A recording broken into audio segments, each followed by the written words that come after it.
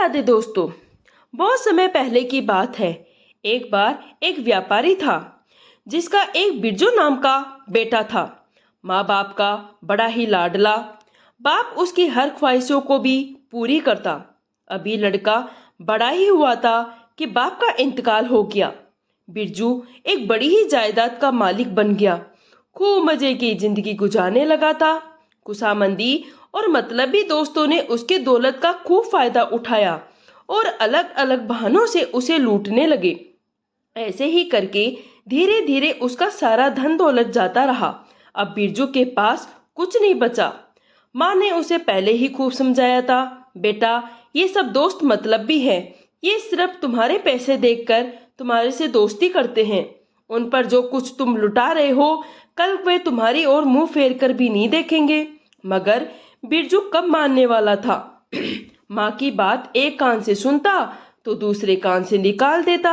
मगर अब जब बिरजू के पास कुछ नहीं रहा तो दोस्त भी ऐसे गायब हो गए जैसे गधे के सिर से सींग गायब हो जाते हैं। अब उसे एहसास हुआ, उसे रुपए लूटने का इतना दुख नहीं था जितना उसके दोस्तों की बेवफाई का और धोखे का दुख था। माँ ने कहा, बेटा अब पछताने से कोई लाभ नहीं। बेटा जो होना था सो हो चुका। अगर मेरी बात मानते हो तो आज ये दिन देखना न पड़ता। खैर अब तुम फिक्र ना करो, मेरे पास कुछ जेवर है, उन्हें बेचकर कोई अपना काम धंधा शुरू कर दो। लेकिन खबरदार, अब किसी मौका प्रस्त को दोस्त बनाया तो। बिरजू ने अब ऐसा ही किया। माँ के जेवर बेचकर उसने कारोबार शुरू कर दिया। कुछ दिन तो ऐसे ही गुजर गए, मगर दोस्तों से मिलने की पुरानी आदत से मजबूर होकर उसने अपनी माँ से कहा, मैं दोस्तों के बिना तो नहीं रह सकता माँ। माँ ने कहा, चलो ठीक है, मगर रोज एक नए दोस्त के साथ अपना समय गुजार लिया करो। एक बार किसी दोस्त के साथ बैठकर खाना खा लेने के बाद दोबारा उसके साथ खाना मत खाना और उसे अपने घर भी मत बुलाना। मतलब यह है, दोबारा उससे कोई वास्ता नहीं रखना है। बिरजू ने सोचा, यहीं के दोस्त के साथ तो ऐसा हो नहीं सकता, उनके साथ मेरा दोबारा मिलना ना हो। मैं ऐसा करता हूँ, यहाँ कस्बे में आने वाले नए मुसाफिरों में से हर रोज किसी ना किसी को अपने घर ले आऊंगा, उसको खाना खिलाकर सुबह विदा कर दिया करूंगा। ये सोचकर वह शाम को कस्बे से बाहर बने एक पुल पर बैठ जाता। जो भी मुसाफिर उसे आता दिखाई देता उसे घर ले आता और उसे अच्छा खाना खिलाकर घर में सुलाता और सुबह होते ही उसे विदा कर देता। एक दिन वह रोज की तरह ऐसे ही पुल पर बैठा किसी नए मुसाफिर का इंतजार कर रहा था कि उसी राज्य का राजा तेल के सौदागर का भेष बनाकर अपने एक नौकर के साथ वहां पहुंचा। बिरजू ने उन्हें पहले तो सलाम किया और फिर अपने घर आकर खाना खाने और रात बिताने की दावत दी। राजा ने भी उसकी बात मान ली और बिरजू के साथ उसके घर चले गए। जब राजा को ये पता चला ऐसे ही ये रोज एक नए मुसाफिर को अपने घर लाकर खाना खिलाता है और सुबह उसे विदा कर देता है, तो राजा ने भी सोचा इसके पीछे जरूर कोई वजह ही होगी। खाना खाने के बाद तीनों बातें करने लगे। बातों ही बातों में राजा ने बिरजू के हालातों को मालूम करना चाहा। बिरजू ने अपनी माँ की दी हुई नसीहत और धोखेबाज मित्रों की सारी कहानी राजा को बताई। राजा ने कहा, ऐसे दोस्तों से तो मैं भी बात नहीं करूं। रात काफी बीत चुकी थी। राजा ने बिरजू से कहा, तुम भी आराम करो, हमें भी अपने काम पर सुबह निकलना है। मगर मेरी इच्छा है, आपने हमारे लिए जो किया है उसका कुछ मैं बदला चुका दूं। बिरजू ने कहा, मुझे किसी चीज की चाह नहीं है। भगवान ने मुझे सब कुछ दिया है, बल्कि मैं तो आपका एहसानमंद हूँ। आपने मेरी दावत को एक बार कहते ही स्वीकार कर लिया और मेरे पास आए।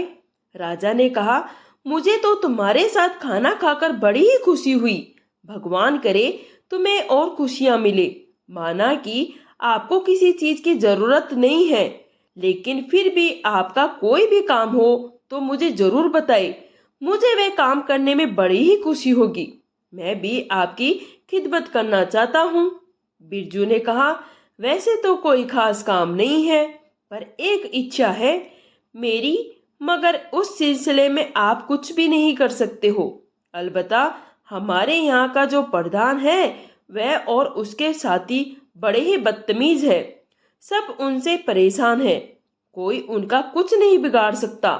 भगवान मुझे एक दिन के लिए अगर राजा बना दे तो मैं उसको ऐसी सजा दूं वे 7 पीढ़ी याद रखे। राजा बिरजू की बात सुनकर मुस्कुराए और बोले, भगवान करे आपकी इच्छा पूरी हो। राजा ने मन में सोचा, जैसे भी हो इसे तो मैं एक दिन का राजा बनाकर ही रहूंगा। ये सोचकर राजा ने बेहोशी की दवा को बिरजू की नजर बचाकर पास ही रखे एक दूध के गिलास में मिला दी। फिर राजा ने झूठी जम्बाई लेकर दूध का गिलास उठाकर बिरजू को दे दिया और कहा, ये लो भाई तुम्हारा दूध, हमने तो अपना दूध पी लिया है, चलो अब रात बहुत हो गई है, सोने चलते हैं। बिरजू ने दूध पिया और बेहोश हो गया। राजा ने अपने नौकर से कहा, इसे उठाकर महल में जल्दी से जल्दी पहुंचा दो। नौकर ने सब काम कर दिया। अब राजा ने भी महल जाकर अपने दूसरे नौकरों को हुक्म दिया, बिरजू के उसके अपने कपड़े उतार कर उसे मेरे कपड़े पहना दिए जाए और मेरे ही बिस्तर पर लेटा दिया जाए। कल शाम तक राजा समझकर उसकी इज्जत भी की जाए। उसके बाद राजा ने अपने मंत्री को बुलाया और कहा, कल ये आदमी मेरी जगह पर दरबार में बैठेगा। इसके हुक्म का पालन ऐसा किया जाए जैसे मेरा किया जाता है। सारे काम काज हर रोज की तरह किए जाए। अब राजा ये सभी आदेश देकर अपने महल के ऐसी जगह में छुपकर बैठ गया जहां से बिरजू की हर हरकत को देख सके। बिरजू को शाही कपड़े पहनाकर राजा के बिस्तर पर लेटा दिया गया। सुबह हुई तो एक दासी ने बिरजू को जगाया और कहा, महाराज सुबह हो गई है। बिरजू ने आंखें खोली तो चौकन्ना रह गया। कभी अपने को तो कभी एक सुंदर दासी को तो कभी महल के सजे कमरे को देख रहा था। यही सोचा, मैं सपना तो नहीं देख रहा हूँ कहीं। वह फिर आंखें बंद करके लेट गया। उसे ये ख्याल रहा था, रात को तेल के व्यापारी से बात करते समय राजा का जिक्र आया था, बस शायद वही सपना देख रहा हूँ। जब बिरजू ने दोबारा सोने के लिए आंखें बंद कर ली तो एक दासी ने फिर उसे बड़ी ही तमीज से जगाते हुए कहा, राजा साहब ये आपका ध्यान लगाने का समय है। जब बिरजू ने इतना सुना तो वह झट से उठ बैठा और सोचने लगा, क्या भगवान ने मुझे सच में राजा बना दिया है। इतने में एक लंबे कद काटी और रोबदार चेहरे वाला आदमी आकर बिरजू से बोला, राजा साहब आप ठीक तो हैं? जल्दी कीजिए, दरबार का समय हो रहा है, तमाम लोग आपका दरबार में इंतजार कर रहे हैं। बिरजू अब और भी हैरान हुआ और उस आदमी को बोला, तुम किससे बातें कर रहे हो? वह आदमी बोला, आपसे। राजा साहब, अब बिरजू ने कहा, तुम्हें गलतफहमी हुई है, मैं कोई राजा बाजा नहीं हूँ। वह आदमी बड़े अदब से बोला, ये कैसे हो सकता है, मैं आपका गुलाम आपको भूल जाऊं? वह आदमी बोला, लगता है राजा साहब आपने आज कोई बुरा सपना देखा है। अब बिरजू ने फिर ये सुनकर एक दासी को अपने करीब आने को कहा, और तुम बताओ मैं कौन हूँ? दासी बोली, आप इस राज्य के राजा हैं और हमारे मालिक हैं। अब बिरजू के समझ में कुछ नहीं आ रहा था, ये सब उसके साथ क्या हो रहा है। कल तक वह एक आम आदमी था और आज अचानक राजा कैसे बन गया। वह यही समझ रहा था। उसके पास खड़े आदमी ने फिर उससे कहा, दरबार में फरियादी पहुंचने वाले हैं, जल्दी चलिए राजा साहब। अब बिरजू बिस्तर से उठा तो पूरे महल में राजा को सलाम का शोर मचने लगा। बिरजू फिर सबको सलाम का जवाब देता हुआ 2 नौकरों के साथ दरबार में पहुंच गया और अपनी जगह बैठ गया। अब मंत्री ने लोगों की शिकायतों को राजा के सामने पेश करना शुरू कर दिया, लेकिन बिरजू ने सबसे पहले यह हुक्म दिया कि राज शहर के दरोगा को हाजिर किया जाए। दरोगा हाजिर हुआ तो बिरजू ने अपने मोहल्ले का नाम बताकर कहा, वहां के प्रधान और उसके साथियों का मुंह काला करके शहर में घुमाओ, फिर उन्हें ये कहकर बाहर निकाल दो, ये उस बात की सजा है जो तुम मोहल्ले वालों को सताते हो। अब उसके हुक्म के अनुसार सब कुछ वैसा ही हुआ जैसा बिरजू ने हुक्म दिया। उसी मोहल्ले में एक बिरजू नाम के लड़के की माता रहती है, जिन्हें 2000 सोने के सिक्के पहुंचा दिए जाए। अब ये काम भी सब कर दिया गया। बिरजू ने फिर एक फरियाद की फरियाद सुनकर उसका फैसला भी किया और फिर उठकर महल में आ गया। अब बिरजू को खाने की मेज पर ले जाया गया, जहां अनेक प्रकार के लजीज खाने रखे हुए थे। बिरजू चारों तरफ से सुंदर सुंदर दासियों से घिरा हुआ था। अब बिरजू खाना खाने लगा तो उसे यकीन नहीं हो रहा था ये सब हकीकत है। उसने फिर अपने आप को चुटकी काटी और मन में कहा, अरे मैं तो सच में राजा बन चुका हूँ। बिरजू ने खाना खाते समय दासियों को अपने पास बिठाया और सबको अपने हाथों से खाना खिलाया। सबके नाम पूछे।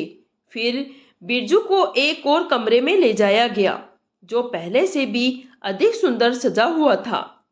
बिरजू ने वहां बैठकर तकिया संभाला और वहां सुंदर औरतों द्वारा सुनाए जाने वाले संगीत को मस्त होकर सुनने लगा। अब उसी मस्ती में एक दासी ने राजा के इशारे के अनुसार जाम में बेहोशी की दवा मिला दी और बिरजू के सामने पेश कर दिया। अब बिरजू एक ही घुट में उस जाम को पी गया। अब राजा ने जल्दी से हुक्म दिया, इससे पहले पहने हुए कपड़े उतार कर इसके अपने खुद के कपड़े पहनाकर इसके घर भेज दिया जाए। अब जब सुबह बिरजू की आंख खुली तो बिरजू ने अपने आप को उसी पुराने कमरे में पाया। उसने खूब आंखें मल मल कर देखा, पर कुछ समझ में नहीं आया। दासियों के नाम ले लेकर उन्हें पुकारने लगा, मगर कोई उसके पास नहीं आया। आखिर उसके चिल्लाने की आवाज सुनकर उसकी माँ उसके पास आकर बोली, क्या हुआ बेटा, तुम ये कैसी बातें कर रहे हो? आज बिरजू ने अपनी माँ को अपने सामने देखा तो बोला, तुम किसे अपना बेटा कह रही हो? माँ बोली, अरे माँ को भी नहीं पहचानता? बिरजू बोला, खबरदार, इज्जत से पेश आओ। कौन बिरजू? मैं तो इस राज्य का राजा हूँ। अब उसकी माँ परेशान हो गई। उसने सोचा शायद मेरा बेटा पागल हो चुका है, जो ऐसी बहकी बहकी बातें कर रहा है। वह अपने बेटे को समझाने लगी, बेटा होश में आओ, ऐसा ना हो कोई तुम्हारी बातें सुन ले और हमारी सामत आ जाए। अब बिरजू को होश आया और बोला, माँ क्या सच में मैं बिरजू हूँ? माँ ने कहा, हाँ बेटा, तुम मेरे बिरजू हो, ये तुम्हारा घर है। हाँ ये तो बात तो सच है, घर भी मेरा है, मगर समझ में नहीं आ रहा है माँ, ये मेरे साथ क्या हो रहा है। तब उसकी माँ बोली, बेटा सोच कर बोलो, तू राजा कैसे हो सकता है? भगवान उसे लंबी उम्र दे। कल ही जो हमारे मोहल्ले का प्रधान जिसने सबको सता रखा था, उन्हें पिटवा कर मुंह काला करवा के राजा ने उसे शहर से बाहर निकलवा दिया है और 2000 सोने के सिक्के मुझे भी भिजवाए हैं। ये सुनकर बिरजू को फिर दोबारा से गुस्सा आ गया। फिर बोला, मेरे सामने इज्जत से पेश आओ। मैंने ही दरोगा को हुक्म दिया था उन जालिमों को सजा दे और तुम्हें भी 2000 सोने के सिक्के भिजवाए। अपने बेटे की ये बातें सुनकर उसकी माँ रोना पीटना शुरू कर दिया। हे भगवान, मेरा बेटा पागल हो गया है। उसका शोर सुनकर पड़ोसी भी वहां आ गए। थोड़ी देर में ये खबर पूरे शहर में फैल गई। अब ये खबर दरोगा के पास पहुंची तो वह भी बिरजू के घर आ पहुंचा। उसने बिरजू को पागल समझकर पागल खाने भिजवा दिया। रास्ते में सिपाहियों ने उसकी खूब पिटाई की, मगर अब भी वह अपने आप को राजा ही कह रहा था। जब वह अपने आप को देखता तो ख्याल आता वह बिरजू है, मगर माँ की बातें सुनी थी तो उसे यकीन हो गया वह राजा है। खैर, इसी तरह उसने पागल खाने में पूरे 1 महीने गुजार दिए। एक दिन उसकी माँ उससे मिलने गई तो बेटे की हालत पर रोने लगी। बेटा, क्या अब भी तू यही समझता है तू राजा है? बिरजू रोने लगा, माँ मुझे माफ कर दो, मैं बिरजू ही हूँ, मुझसे गलती हो गई, मैं शायद पागल हो गया था। माँ ने पागल खाने के मुखिया से मिन्नतें करके अपने बेटे को घर ले आई। कई दिनों तक उसकी माँ ने उसकी खूब सेवा करी, खूब ख्याल रखा, अच्छा खाना पीना करवाया, उसकी देखभाल की। अब वह पहले की तरह अपनी जिंदगी गुजारने लगा और अपने काम में उसका मन लग गया। एक दिन वह फिर किसी अजनबी के इंतजार में बैठा था कि राजा के बेस में बदले अपने नौकरों के साथ वहां पहुंचे। बिरजू ने जब उसे देखा तो अपना मुंह फेर लिया और जो मुसीबतें उसने उठानी पड़ी थी उसी के कारण वह उसे बुरा भला कहने लगा। राजा ने भी बिरजू को पहचान लिया। वह उसके पास गया और सलाम किया, मगर बिरजू ने कोई जवाब नहीं दिया, बल्कि मुंह मोड़ लिया। वह ऐसे बैठा रहा जैसे उसने राजा को देखा ही ना हो। राजा ने कहा, अरे तुमने पहचाना नहीं? अच्छा, लगता है तुम अब दोबारा मुझे अपने घर में लेकर नहीं जाओगे, इसी कारण तुम मुझसे बात नहीं कर रहे हो। बिरजू ने राजा को टालने की खूब कोशिश की, मगर राजा ने उसे ये कहकर मना लिया, पिछली बार से हमारे कारण तुम्हें कोई तकलीफ पहुंची हो तो हम उसमें सुधार करेंगे। अब बिरजू ने राजा को वह सब बताया जो उसके ऊपर बीता था। राजा को हंसी आ गई तो बिरजू नाराज हो गया और बोला, बड़ा अफसोस है, तुम मेरी दुख भरी कहानी सुनकर हंस रहे हो, मुझे बेवकूफ समझ रहे हो। अगर तुम्हें यकीन न हो तो देखो मेरे शरीर पर मार के निशान। राजा ने उसे देखा और बोला, हम बड़ा अफसोस है तुम्हें ये तकलीफ पहुंची। अब तो जो होना था सो हो चुका, मैं इसकी भरपाई जरूर करूंगा। यही बातें करते करते जब वे बिरजू के घर पहुंच गए, खाना खाते बातें करते करते आधी रात बीत गई। सोते समय राजा के इशारे पर दूध में बेहोशी की दवा मिला दी गई और बड़े प्यार से उस दूध को बिरजू को पिला दिया गया। फिर राजा के हुक्म के मुताबिक बिरजू को महल पहुंचा दिया गया। फिर खुद भी उसके घर का दरवाजा बंद करके महल में पहुंच गया। राजा ने हुक्म दिया, बिरजू को शाही पोशाक पहनाकर उसके कमरे में लेटा दिया जाए। जब वे सुबह उठे तो पहले की तरह ही उसके साथ बर्ताव किया जाए। उसके मान सम्मान में कोई कमी नहीं रहनी चाहिए। जब सुबह हुई तो बिरजू उठा तो महल में अपने आप को पाकर बड़ा ही हैरान हुआ। जो पहले उस पर गुजरी थी वह सब उसे अचानक से याद आ गया। बिरजू कहने लगा, लगता है आज मैं फिर वही भयानक सपना देख रहा हूँ जिसकी वजह से मुझे इतनी जिल्लत झेलनी पड़ी थी। यकीनन यहाँ का राजा शैतान है, लगता है फिर मेरे साथ वही होगा। ये कहकर उसने अपनी आंखें बंद कर ली। दासियों ने उसे जगाने की खूब कोशिश की, मगर बिरजू कहने लगा, क्यों खामखा किसी आदमी को राजा बना रही हो? दासियां बोली, राजा साहब आपने बुरा सपना देखा है।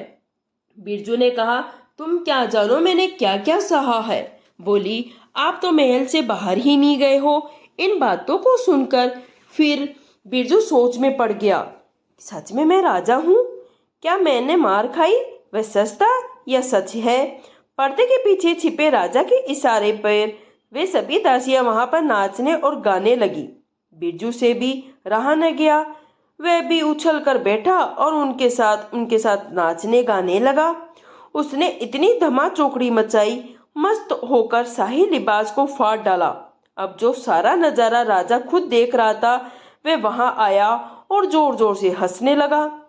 बिरजू ने राजा को पहचान लिया और कहा, तो ये जो सब मेरे साथ हो रहा है उसकी असली जड़ आप ही है। राजा ने बिरजू को गले लगाया और कहा, बिरजू तुम गम ना करो, दुखी ना हो, मैं तुम्हारे सारे गम दूर कर दूंगा। तुम्हारे साथ जो हुआ उसको मुझे बड़ा ही अफसोस है और इसके लिए मैं तुमसे माफी मांगता हूँ, मगर अब तुम मेरे दरबार में रहोगे। राजा ने उसे एक अच्छा सा घर दिया, खर्च करने को रुपए दिए। कुछ समय बाद बिरजू और रानी की एक खास दासी के साथ उसका विवाह करवा दिया गया। रानी ने भी अपनी दासी को इतना सामान दिया, उसका घर भर गया। दोनों खुशी से रहने लगे। हर तरह का ऐशो आराम था, लेकिन दोनों बड़े ही फिजूल खर्ची थे। दरबार में जो मिलता उन्हें चंद दिनों में ही उड़ा देते। अब उनकी हालत फिर से तंगी हो गई। सोचा अब क्या किया जाए, रानी से कुछ मांगे तो भी शर्म आती थी। अब बिरजू ने एक तरकीब सूझी। उसने अपनी पत्नी से कहा, तुम एक सफेद चादर ओढ़कर मुर्दा बनकर लेट जाओ, मैं राजा के पास कफन दफन के बहाने कुछ रुपए ले आऊंगा। उसकी पत्नी ने ऐसे ही किया। बिरजू रोता पीटता राजा के पास पहुंचा और राजा के पूछने पर बिरजू ने बताया, महाराज, उसके ऊपर गम का पहाड़ टूट पड़ा है, मेरी बीवी मर गई है। राजा ने उसे तसल्ली दी, जरूरी सामान और कुछ रुपए देकर कहा, जल्दी जाओ, पहले कफन दफन का इंतजाम करो, मैं बाद में आता हूँ। बिरजू सब लेकर आकर घर आकर अपनी पत्नी से बोला, अब मैं मुर्दा बनकर लेट जाता हूँ, तुम रानी के पास जाओ और तुम्हें भी कुछ माल मिल भी जाएगा, आराम से 3-4 महीने कट जाएंगे। बीवी ने अपने शोहर को लेटाकर उसके ऊपर सफेद चादर उड़ा दी और रोती पीटती रानी के पास पहुंच गई। रानी ने अपनी चहेती दासी को इस हाल में देखा तो कारण पूछा। दासी ने बिरजू के मरने की खबर रानी को सुनाई। रानी ने अपने दासी को तसल्ली देकर कफन दफन का जरूरी सामान और बहुत से रुपए देकर कहा, मैं अभी आती हूँ, तुम कफन दफन का इंतजाम करो। दासी सामान लेकर घर आई तो दोनों खूब हंसे। अब उधर महल में राजा रानी जब शाम को आमने सामने हुए तो रानी अपनी दासी के शोर के मरने का अफसोस करने लगी। राजा ने कहा, तुम्हें गलतफहमी हो गई है, बिरजू नहीं, उसकी बीवी मर गई। रानी ने कहा, मुझे गलतफहमी नहीं, आपको गलतफहमी हो गई है। बिरजू मर गया है, उसकी बीवी अभी मेरे पास रोती पीटती आई थी, मुझसे वही बता कर गई है और मैंने उसे कुछ रुपए भी दिए हैं। राजा ने कहा, अरे मेरी मानो, मेरे पास खुद बिरजू आया था और अपनी बीबी के मरने की खबर सुनाई थी, मैंने भी उसे कुछ रुपए और सामान दिया है। अब राजा और रानी में बहस होने लगी। दोनों ही अपनी बात पर अड़े खड़े रहे। तब राजा ने किसी तीसरे आदमी को बिरजू के घर भेजकर सच्चाई का पता लगवाना चाहा। उसने महल आकर राजा को बताया कि बिरजू तो जीवित है, उसकी पत्नी मर गई। रानी ने कहा, मैं नहीं मानती। ऐसे ही 2-3 आदमी भेजे मगर सच्चाई का पता नहीं चल सका। अंत में राजा रानी ने स्वयं बिरजू के घर जाने का फैसला लिया। अब राजा रानी अपने नौकरों के साथ वहां पहुंचे तो दोनों मियाँ बीवी को पहले ही अंदेशा हो गया था। वे आंखें लगाए दरवाजे पर देख रहे थे। राजा रानी को आया देखकर झटपट दोनों मुर्दा बनकर पलंग पर लेट गए। राजा रानी ने दोनों को देखा तो अफसोस करने लगे। राजा कहने लगे, दोनों ही एक दूसरे के गम को सहन न कर सके और चल बसे। अब राजा मुर्दे के करीब बैठकर कहने लगा, अगर कोई मुझे बता दे इनमें से पहले कौन मरा तो मैं उसे इनाम के तौर पर 500 रुपए सोने के सिक्के दे दूंगा। राजा की बात सुनकर बिरजू उठ बैठा और राजा के चरणों में गिरकर बोला, पहले 500 सोने के सिक्के दिलवाए। राजा साहब, फिर मैं बताऊंगा पहले कौन मरा। ये हाल देखकर उसकी बीबी ने भी चादर उतार कर फेंकी और रानी के चरणों में गिरकर माफी मांगने लगी। उनकी इन हरकतों से सब हैरान हो गए। रानी तो बेचारी डर भी गई कि मुर्दे जिंदा भी होते हैं।